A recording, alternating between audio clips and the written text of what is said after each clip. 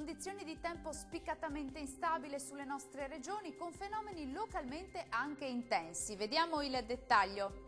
Sul Veneto rovesci e temporali frequenti su buona parte dei settori, in misura minore sulle pianure centro-occidentali, qui con maggiori schiarite e fenomeni più deboli, come ci mostra la grafica.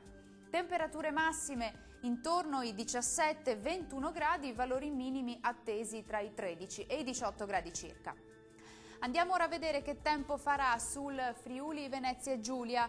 Maltempo diffuso anche qui, molte nubi con temporali sin dal mattino, localmente anche forti sulle aree centro-orientali.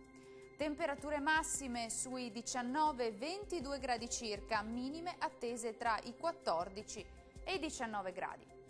Concludiamo infine con uno sguardo alla situazione del Trentino Alto Adige. Anche qui ci sarà un peggioramento del tempo su tutta la regione con rovesci e temporali sparsi, più irregolari e deboli a partire dal pomeriggio.